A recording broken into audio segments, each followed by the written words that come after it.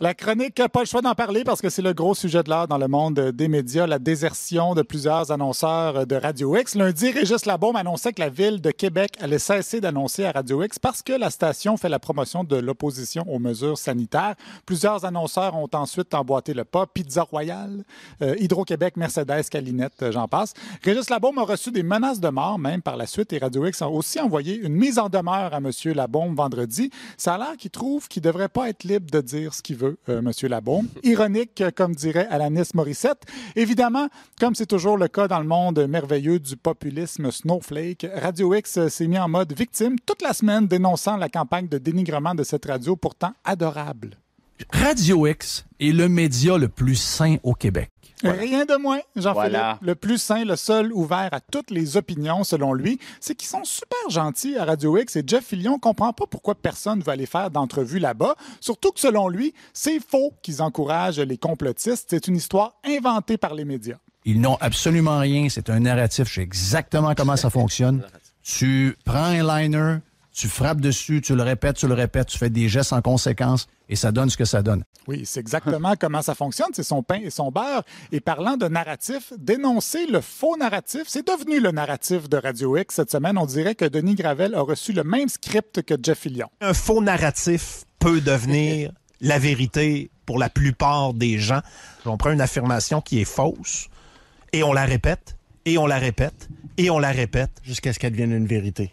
Oui, ils ont frappé sur ce liner toute la semaine, évidemment. Denis Gravel, qui lui-même, pourtant, il y a 2 semaines, dénonçait ses collègues anti-masques et leurs disciples en les qualifiant de crottes de nez, on s'en souvient. Il s'est indigné en réalisant que peut-être c'était pas super que les annonceurs désertent. Il y a une maudite différence entre Choix Radio X fait la promotion des idées complotistes et ce qui est la vérité. Choix Radio X a reçu sur une période de 5 mois un individu dans une émission qui a des idées complotistes qui n'ont pas été discutées lors de ces dites entrevues. C'est sûr que dit de même, c'est beaucoup plus nuancé.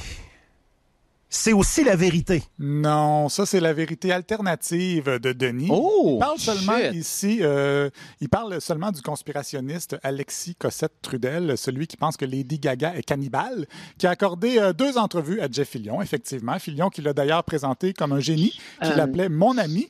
Mais c'est vrai qu'il n'a pas parlé à Fillion de secte pédo-sataniste. Il a simplement envoyé ses auditeurs voir les vidéos de Cossette-Trudel sur YouTube. Bizarrement, depuis Radio X a retiré ses entrevues de son site, les a fait disparaître de YouTube aussi. Jeff Fillion a aussi effacé tous ses tweets d'avant le 25 septembre, incluant ceux où il parlait d'une fake pandémie. Mais c'est oublié que Radio X est aussi un safe space pour les autres complotistes reçus dans les derniers mois. Lucie Laurier, José Turmel, Stéphane Blais, Marie-Chantal Toupin et Ken Pereira, le pourfendeur des reptiliens et des nazis lunaires.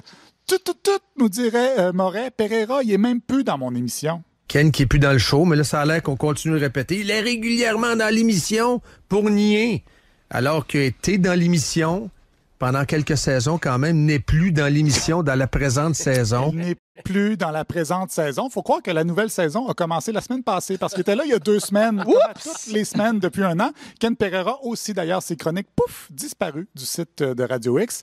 C'est du stalinisme radiophonique, ça, Jean-Philippe. On fait disparaître toutes les traces de ce qu'on trouve embarrassant. On dirait que ça se peut pas. Non? Je veux dire, on est en 2020 en plus. C'est tellement facile. Effectivement, mais je pense que leurs auditeurs, ils s'en rendront jamais compte. Et c'est sans compter Éric Duhem, qui a carrément, lui, organisé une manifestation anti-masque à Québec cet été et qui est en ondes plusieurs fois par jour. Leur narratif, comme ils disent, la défense que Radio On fait pitié veut nous imposer, c'est en fait que oui, ils sont critiques, mais ils font juste poser des questions, Jean-Philippe. Mais quand tu poses des questions sans arrêt, mur à mur, et que ta question, c'est toujours « C'est-tu exagéré les mesures sanitaires? Oui ou oui? » Ben ça se peut que ça ait une influence sur l'auditoire. Quand Dominique Moret propose qu'on est dans une dictature sanitaire, ou Jeff Fillion dit qu'on a peur du coronavirus au Québec parce qu'on est un peuple de feluettes, ou qu'il n'y a probablement même pas eu de première vague, mais ça se peut que les gens embarquent là-dedans. C'est facile d'influencer le monde.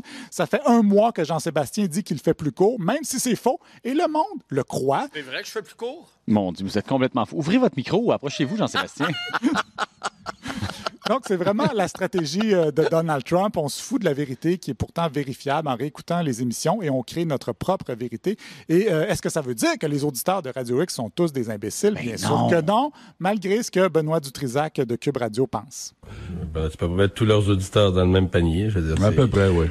Non. Je veux dire, tu fais une émission colorée, t'as sûrement des auditeurs, toi, qui pensent t'aimer, mais si tu savais vraiment ce qu'ils pensent, ça te stresserait. Mario, c'est pas coloré, là. C'est de la désinformation. Ils craignent le monde pour rien. Ils craignent le monde pour rien et ça mène à des dérapages. Souhaiter la mort d'un maire parce qu'il retire 5000 piastres de publicité, tu dis, ça vient d'où, là? C'est comment ils ont été crainqués à ce point-là, ces gars-là? Mais d'ailleurs... présentement, là, je peux te dire que de tous les bords, il y en a pas rien qu'un peu du monde crinqué, là. Oui, comme dirait Donald Trump, il y a du mauvais monde des deux bords. Des crinqués qui veulent que le maire meure et des crinqués qui veulent qu'il vive. Maudit malade. Ben oui! Un autre élément de toute cette histoire, c'est qu'on se rappelle que la semaine dernière, Radio X avait refusé de diffuser une pub anti-complotiste produite par le gouvernement du Québec. C'est leur droit. C'est vrai que la pub était pas vargeuse, mais ça a beaucoup insulté Éric Duhaime. Et là, le gouvernement ridiculise nos auditeurs, pense que c'est une gang de ticounes parce qu'ils écoutent Radio X, pense que les gens de Québec sont moins intelligents que le reste du Québec. Ils font des publicités un peu ridicules, spécifiquement pour notre auditoire. Des ticounes, c'est pour ça que Radio X a dit dans un communiqué, arrêtez d'insulter notre monde, on va pas vous laisser les ridiculiser. Sauf que, suite aux menaces de mort envoyées à Régis Labaume, la station a passé en boucle cette pub-là. Choix. Merci à tous les auditeurs et partenaires de Radio X pour le support incroyable des derniers jours. Ça nous va droit au cœur, mais quand ça brasse, certains deviennent émotifs. Nous invitons quiconque, auditeur ou pas, à ne jamais verser dans les messages haineux sur les médias sociaux. Lorsque quelqu'un reçoit des messages de la sorte, des menaces, de porter plainte à la police est effectivement la bonne chose à faire. Choix. Débattons dans le respect et nous avancerons.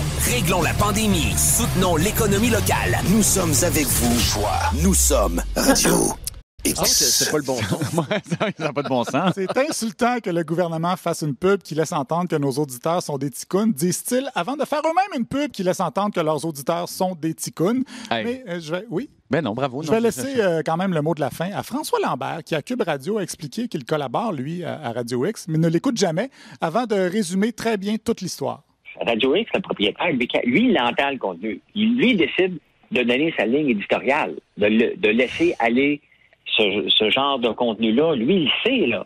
Est-ce qu'il le fait pour les likes? Et c'est ça, des fois, il faut faire attention. Là. Pour les likes, là, on est prêt à faire bien des affaires. Et je pense qu'il faut croire un gars comme lui qui, pour attirer des likes, fait des vidéos en chest à moins 30 sur un Segway pour vendre de la barbe à papa. Donc, il sait de quoi il parle, François Lambert. Tout ça pour dire que je ne suis pas et je n'ai jamais été pour qu'on fasse taire ces gens-là, mais que des annonceurs s'en dissocient, c'était peut-être la meilleure chose qui pouvait arriver à ces tenants du libre marché qui pleurent comme des petits bébés quand les annonceurs exercent leur libre arbitre. Jean-Philippe.